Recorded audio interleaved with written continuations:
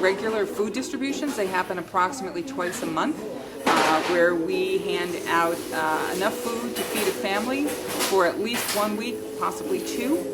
And we expect to have anywhere between 200 to 350 households show up, which means that accounts for between 800 and 1,100 people are being fed today. This is the third largest food pantry in Rockland County. We gave out over 300,000 pounds of food last year, and we're which was more than double the rate that we had given in 2019. We have seen the need just rise exponentially, and as much food as we get, we hand out, and we're delighted to be able to do so. So excited to be here at the MLK Center, where I have spent many of my days as a young person helping to distribute much needed food in a very high need area in Spring Valley. You know that I was raised in Spring Valley, and so this community has a particular meaning for me. It is very special to me. And what we've seen during the COVID-19 crisis is just a complete lack of resources for the communities that have been hardest hit by this economy. And also just the absence of testing and vaccines has really made this problem worse than it needed to be. So I'm really grateful for private donors coming through and giving charitably. I'm also grateful for government agencies, especially at the state and local level, who played their part. But now the federal government has to step in. It's why I'm fighting to make sure that nonprofits like the MLK Center get resources from government agencies in this new COVID-19 bill that President Biden has proposed.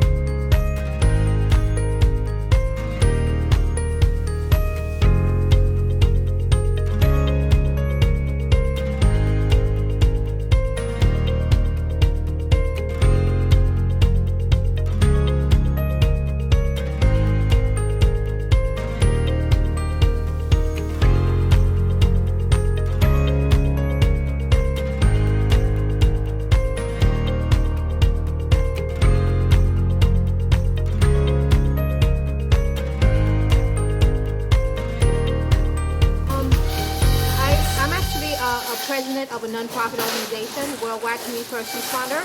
I'm a registered nurse, and I always do volunteer work. I love volunteering work, so doing this type of work, this time is very important because food is one of the basic needs, that you can't live without. So I am a nurse, I understand those things, so that's why I volunteer here.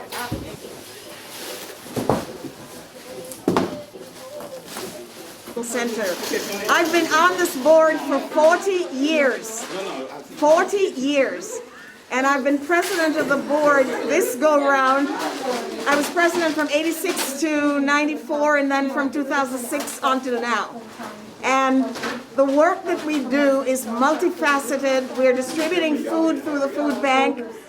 Our signature program is our after-school program with almost 100 kids that we're licensed for, and we're only one of 2 certified programs in Rockland County. And we have seniors, we have the community that depends on this center as a meeting place for all kinds of groups, and also to just get their income taxes done, to get something copied, whatever the service is that they need, this place is here for them.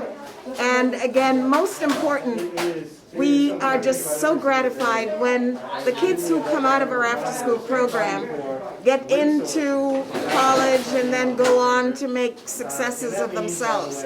And if this were not what I call God's work, I wouldn't be doing it for 40 years. I also have a job as a college professor, and nevertheless, I have, been here all this time and stayed here because I so believe in the mission of providing health and education and supplemental education for our kids. Education is the route to upward mobility, and that's what we do here.